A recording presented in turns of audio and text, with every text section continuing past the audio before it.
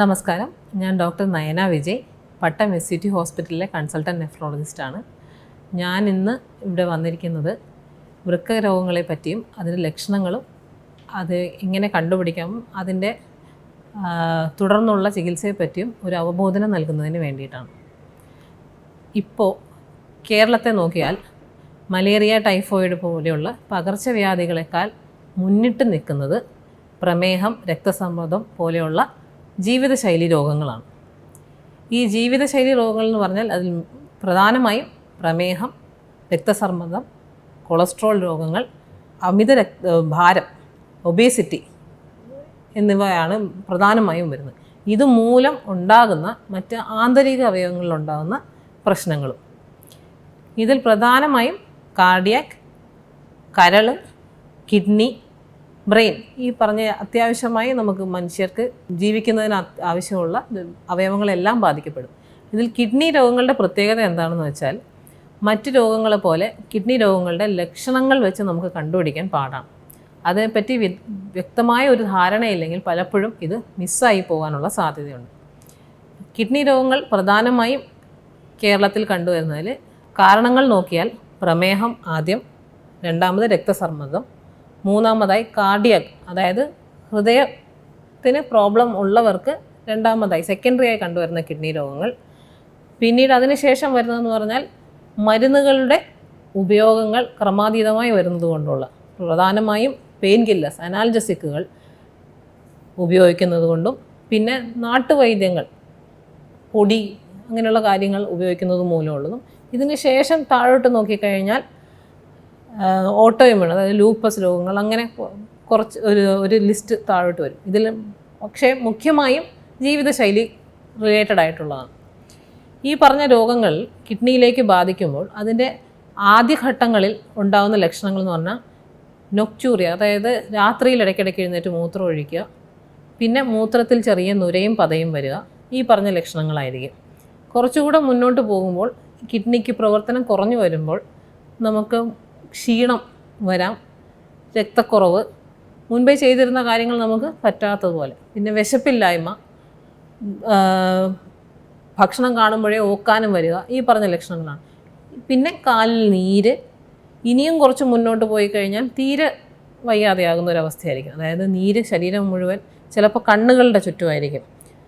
രാവിലെ എഴുന്നേൽക്കുമ്പോൾ തന്നെ കണ്ണുകളുടെ ചുറ്റും നീര്, പിന്നെ ശ്വാസം മുട്ടൽ, കിതപ്പ്, ഭക്ഷണം കണ്ടാൽ ഛർദ്ദിക്കുക, ഇങ്ങനെയുള്ള ലക്ഷണങ്ങളിലോട്ട് പോകും.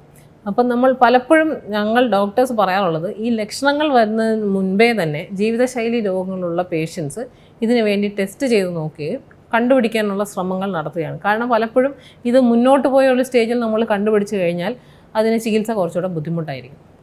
അപ്പോൾ ഇത് കണ്ടുപിടിക്കാനായി നമ്മൾ പലപ്പോഴും യൂസ് ചെയ്യുന്നത് മൂത്രത്തിലുള്ള യൂറിൻ ടെസ്റ്റുകളും, ബ്ലഡ് ടെസ്റ്റിൽ റീനൽ ഫംഗ്ഷൻ ടെസ്റ്റ് എന്ന് പറഞ്ഞ ബ്ലഡ് ടെസ്റ്റുകളും, പിന്നെ വയറിൻ്റെ സ്കാനിങ്ങുമാണ്. ഇതാണ് ഫസ്റ്റ് ലൈനായി നമ്മൾ ടെസ്റ്റ് ചെയ്താൽ ഉപയോഗിക്കുന്നത്.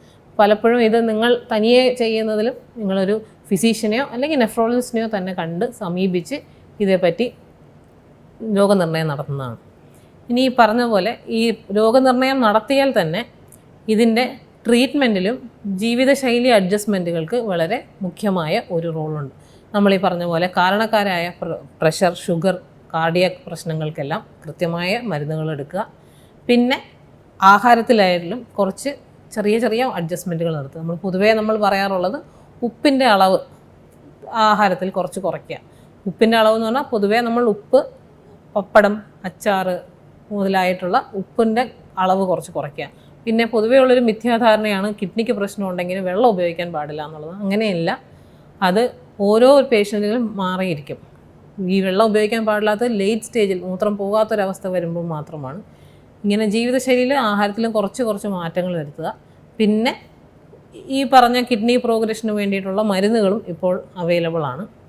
ഇനി ഈ മരുന്നുകൾ ഫലിക്കാത്ത ഒരു സ്റ്റേജിലോട്ട് പോകുമ്പോൾ നമ്മൾ ഉപയോഗിക്കുന്ന ഒരു ട്രീറ്റ്മെൻറ്റാണ് റീനൽ റീപ്ലേസ്മെൻറ്റ് തെറാപ്പി എന്ന് പറയുന്നത്. അതായത് കിഡ്നിയെ റീപ്ലേസ് ചെയ്യുക, കിഡ്നിക്ക് പകരം ഉപയോഗിക്കുന്ന ട്രീറ്റ്മെൻറ്റുകൾ. ഇതിൽ മെയിനായി ഉൾക്കൊള്ളുന്നത് ഡയാലിസിസും കിഡ്നി ട്രാൻസ്പ്ലാന്റേഷൻ ശസ്ത്രക്രിയയുമാണ്.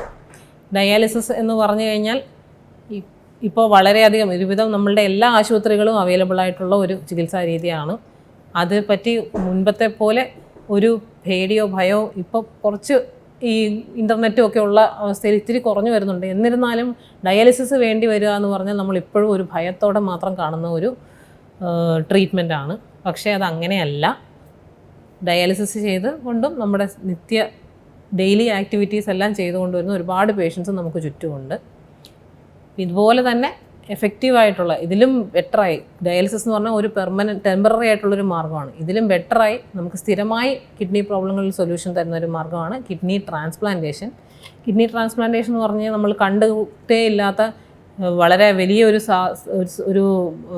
സർജറി അല്ല, വലിയ സർജറിയാണ്. എന്നിരുന്നാൽ പക്ഷേ ഇപ്പോൾ കേരളത്തിലെ മിക്ക ആശുപത്രികളിലും ആഴ്ചയിൽ ഒന്നെന്നുള്ള കണക്കിനെങ്കിലും ട്രാൻസ്പ്ലാന്റേഷനുകൾ നടന്നു വരുന്നുണ്ട്.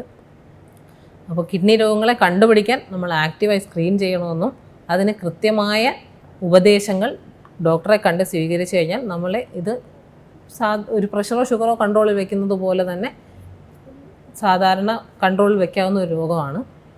നന്ദി.